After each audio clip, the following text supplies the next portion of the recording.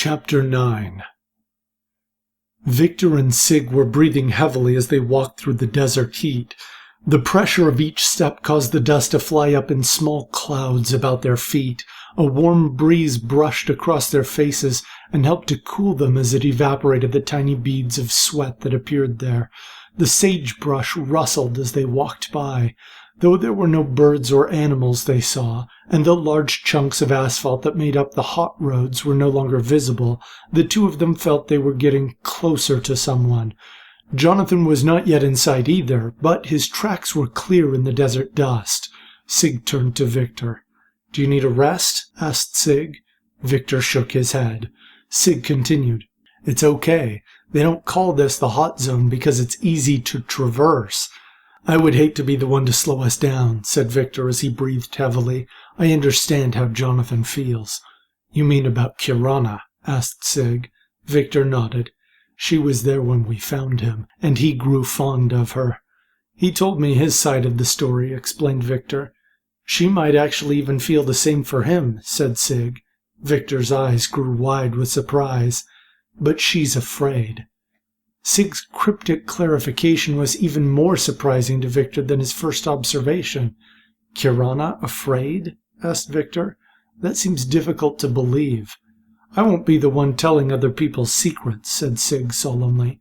"Maybe she will tell you her story eventually." "I'm sorry," said Victor. "I didn't mean to sound as if I'm prying." Sig laughed loudly and slapped Victor on the shoulder. "You're a good man, Victor Lee," he said. "I'm glad you're coming with us. I have no doubt that you will help us restore what was lost at the end of the Golden Age." Victor smiled but lowered his head. "I wish I had your confidence," he said.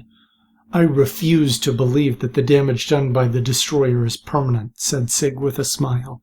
"I think many people have lost faith that restoration and redemption are possible."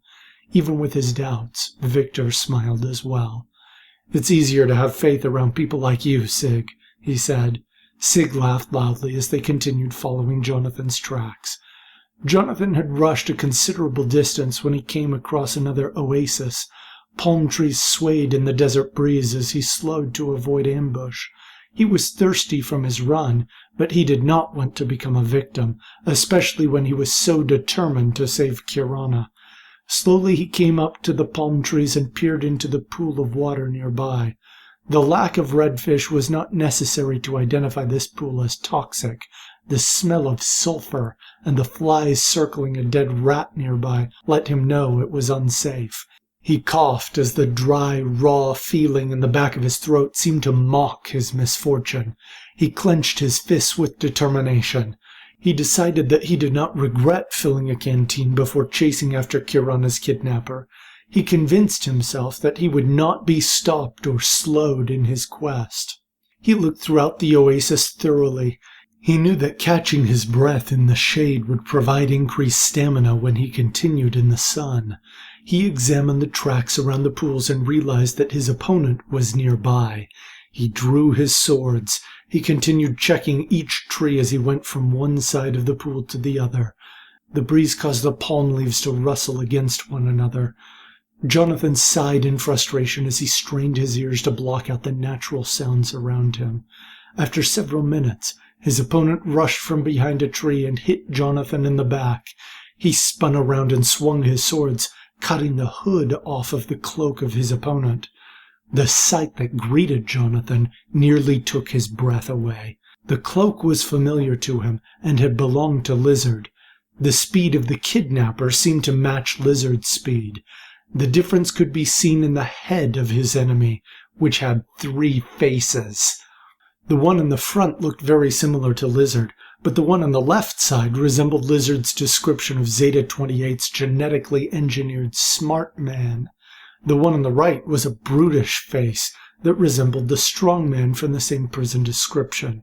This 3-faced creature proved not only that he faced some genetically augmented opponent, but also that the real Lizard had been captured some time ago. "What are you?" demanded Jonathan. "How rude," said the Lizard portion of the kidnapper. "A failed experiment," said the smart face.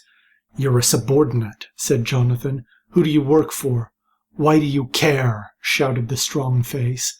"He's right," said the smart face. "What benefit would we gain from divulging that information to you?" "A quicker death," said Jonathan boldly. The lizard face burst out laughing. "Bold," said the lizard face, "but you assume you have the advantage." "Advantage or no, I will defeat you," said Jonathan. "You will bring me to the real lizard and Kirana." The three-faced kidnapper rushed toward Jonathan. Anticipating his attack, Jonathan leapt back and swung his blades. The sunlight reflected off of the sword and shined in the kidnapper's face. He jumped back to avoid the glare with amazing speed. Jonathan rushed at him and slashed, but the kidnapper spun around, kicking Jonathan back. He quickly got up and lunged again, but his next attack was also unsuccessful. The kidnapper leapt into the air to smash Jonathan, but Jonathan spun around with his sword and lacerated the foot of his assailant. The kidnapper examined his injury quickly before scurrying rapidly around Jonathan and hitting him in the back of the head. Jonathan rolled on the ground and swung his swords upwards, forcing his opponent back and breaking his combo attack. "We wonder how much longer you can handle this heat," said the lizard face. Sweat dripped off of Jonathan's forehead as he stood up and held his weapons defensively. The kidnapper was right. He probably would not be able to outlast his opponent. Jonathan rushed toward him and spun around using a powerful sequence that he and Kirana had developed. The kidnapper continually leapt back, avoiding the long sequence of slashes. "Impressive," said Jonathan. "I thought you said you were a failed experiment, but you can't be much slower than Lizard." "We may not yet be able to match Lizard's speed, but there are plans for others that will," confirmed the smart face. "Shut up," shouted the strong face. Jonathan smiled as the kidnapper rushed in at him. He used a defensive form and spun around, deflecting the kidnapper's attacks and lacerating his large forearms. Sensing the damage, the kidnapper leapt back. "It appears we have miscalculated your strength and strategy, young one," said the smart face. "But you cannot keep up with us," observed the lizard face. The kidnapper rushed toward a palm tree and retrieved Kirana. Jonathan was angry that he had not noticed Kirana there before, but relieved that she appeared to be unharmed. More determined than before, he rushed after the kidnapper into the desert sun. Only minutes after Jonathan had rushed from the oasis, Sig and Victor arrived. The pools of stagnant water looked appealing at first, but both Sig and Victor noticed the rat corpse nearby and decided to stick to canteens. Sig examined the footprints in the dirt. "He confronted him here, but it looks like the kidnapper must have fled," observed Sig. "Both tracks lead into the desert further." Victor frowned and put his hands up behind his head in frustration. "Don't worry," said Sig with a wide smile. "We'll catch them." "I really wish I had your confidence," said Victor. "I'm sure you have confidence," said Sig. "Or do you think that Jonathan will let anything happen to Kirana?" Victor smiled and shook his head. "I suppose not," he said. "Jonathan may seem inexperienced," said Sig, "but in spite of his passion, he knows what's at stake. The one I am actually worried about is Lizard." "Why is that?" asked Victor. "I don't think Felix has had time to recover," explained Sig. "And if that's the case, there exists someone else that can keep up with him. That's kind of unnerving." "Yeah, I think you're right about Felix," agreed Victor. "And with this much daylight, I don't think he would chase us here even if he had recovered." Victor turned and looked Sig in the eye. "So the question is, who else might target Lizard?" "Let's find out," said Sig with a smile. He began moving out in the direction of the desert footprints. Victor smiled and followed after him. The trail of footprints suddenly moved sharply a different direction. Sig and Victor followed for quite some time, wondering what might have caused the change in course. The wind had turned from warm to hot, and the air above the ground seemed to vibrate with heat, giving the illusion that a great body of water was just a bit further. Of course, neither Sig nor Victor was naive enough to believe the illusion, but notwithstanding their experience, the sight taunted their parched mouths. They avoided the temptation to drink from their canteens and pressed on. It was not much longer before a sound on the horizon caused them to freeze in place. The loud shriek that echoed against the desert hills was the same sound from the augment that had guarded Epsilon 41. Row 82 was there. "They've come a long ways," said Victor with a frown. On the horizon they saw a figure running. The white flapping cloak revealed that it was Jonathan.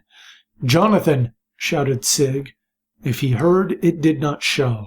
Further on the horizon they noticed a truck kicking up a cloud of dust.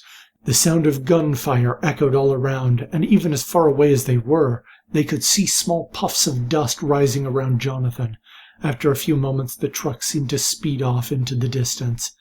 "A real working truck," said Victor enthusiastically. "I never thought I would see one." Of course they knew it was not the time to admire technology, especially when they noticed a distinct change in the tracks they followed. There were drops of blood and uneven steps in Jonathan's set. They sprinted ahead, but even with their speed they did not get to Jonathan before he collapsed on the hot earth. They scooped him up and turned him over. He had been shot in the leg, and he was clearly dehydrated. Victor immediately pulled out his canteen. "Here," he said as he poured some water between Jonathan's parched lips. Jonathan choked, but still managed to keep every drop in his mouth to maximize his recovery. Sig looked out on the horizon as the trail of dust that the truck had kicked up settled. He frowned, knowing it would be more difficult to pursue a kidnapper with access to an octane-powered vehicle. As the dust settled, something else caught his eye at the top of a hill that he had not previously noticed. It was the blood shrine from which he had first helped to rescue Jonathan. What was even more surprising was a flash of light coming from the building. They were being signaled. "We've got to get him up there," said Sig. "What is that?" asked Victor. Sig turned and smiled. "That's Lucas," said Sig. The trip to the blood shrine was difficult. Jonathan hobbled along as Sig and Victor supported him on each side. As they began climbing the hill, Lucas rushed out to meet them. "How are you doing, Jonathan?" asked Lucas with genuine concern. "Kirana," whispered Jonathan in a hoarse voice.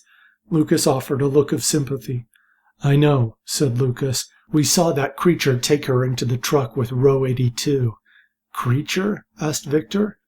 "It had 3 faces," said Lucas. "I don't know what it is." "Hybrid," said Jonathan slowly. "Lizard and smart, strong." His voice became more hoarse as he tried to force out the words. It was obvious that he hoped Lucas might have a strategy to rescue Kirana. Lucas frowned as he considered Jonathan's condition.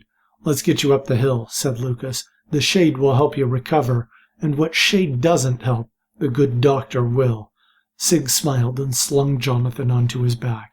With an amazing display of strength, Sig marched quickly up the sandy grade with Jonathan and brought him into the broken window. Lucas and Victor made it up a few minutes later.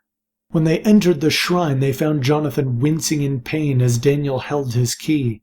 "That really hurts," said Jonathan. "I know, right?" said Jennifer. "Shut up," shouted Daniel angrily. "If you people took care of yourselves better, you wouldn't have to pay the price for healing. You people are always so reckless with your lives."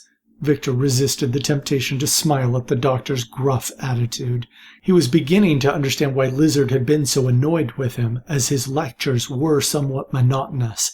In spite of the lecture, Victor did make a mental note that the Heaven's Breath Key was not a catch-free cure-all. There was some price to be paid for healing. He decided that if the Key of Origins was limited for Lucas, it was fair that the Heaven's Breath Key should have some restrictions. It had seemed to him that Jennifer's memory loss had provided limitations with her key as well. Though his parents had thought of these keys as being infinite sources of power, it seemed that nothing was perfect or absolute. After a few moments, the wound was gone. Jonathan took another small drink from a canteen and sat up. "Okay, let's go," said Jonathan. "Hang on," said Lucas. "We've got the soul key." "Great work, Lucas," said Sig with a wide smile. "Whose is it?" asked Victor, who was still thinking about what type of limitations to expect. "We don't know," said Jennifer. "Let Jonathan try," suggested Victor. Victor thought it was perfect timing to give Jonathan something besides Kirana on which to focus. Jonathan clenched his fists. He wanted to continue his pursuit of Kirana's kidnapper, but he decided he was in no position to argue, and the power of a divine key might help him do this. He held out his hand. No sooner had Lucas placed the key on it than Jonathan's eyes began to glow brightly. "Good call, Victor," said Lucas with a smile. Suddenly Jonathan closed his eyes and fell unconscious on the dusty stone floor.